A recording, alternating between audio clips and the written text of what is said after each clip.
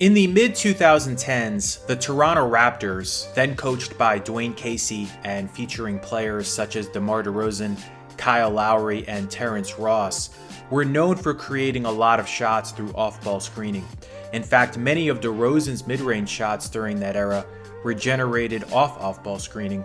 He led the league for several straight years in shot attempts inside the arc, off and off-ball screen. In recent years with the Chicago Bulls, more of his shot attempts have come in isolation.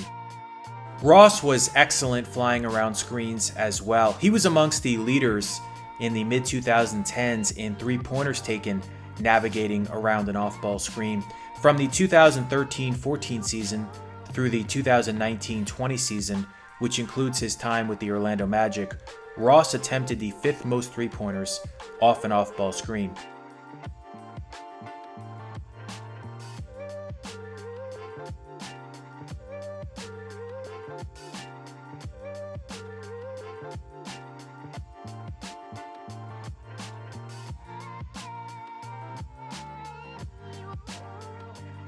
This past season, the Raptors were once again a heavy off-ball screening team.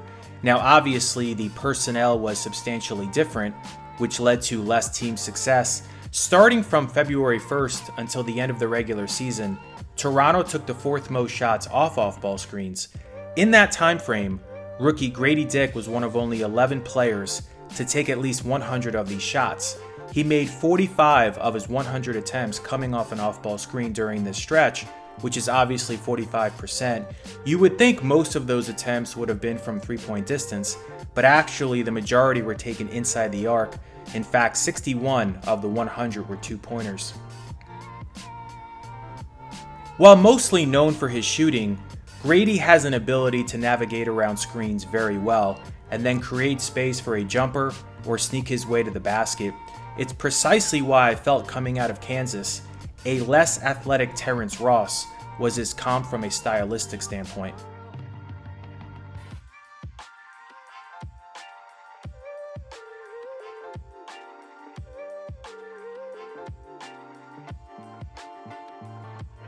Off movement, he didn't shoot it all that well from three-point range.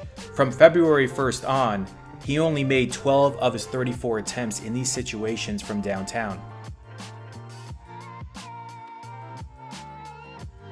Now, the master at that for several years, even now to an extent, has been Klay Thompson, who's led the league in threes made coming off-ball screens several times in his career.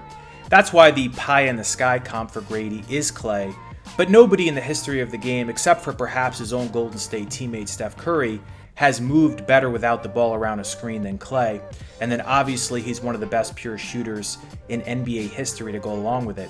Overlooked during Golden State's best years as well was the screening by the bigs. Andrew Bogut was a great screener, as well as Maurice Spates. More recently, Kevon Looney has helped free up Steph and Klay for dozens and dozens of good looks from downtown.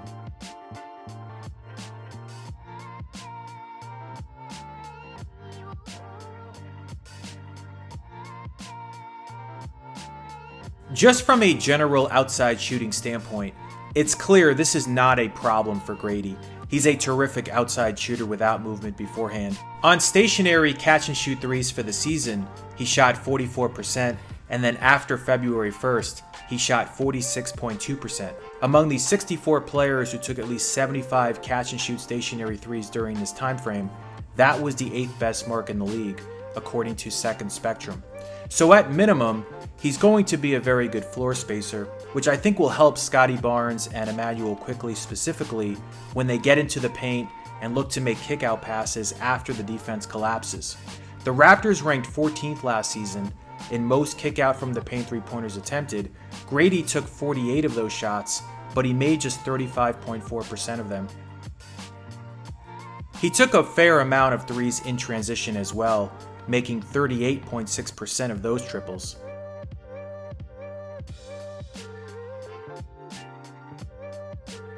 I don't expect Grady to ever be much of a self-creator. Only 29% of his shots in his rookie year were self-created, according to Second Spectrum. That's just not his forte. I also don't foresee him ever being a great defender.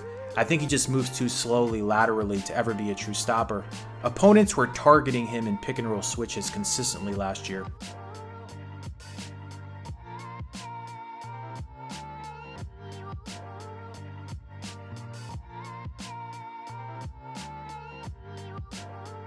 In 60 games in his rookie season, Grady averaged 8.5 points, 2.2 rebounds, 1.5 assists, and 0.6 steals, shooting 42.5% overall from the field and 36.5% from three-point range. His season high in scoring was 24, accomplished on April 10th against Brooklyn. So that'll wrap up this video. If you like this kind of content, please subscribe.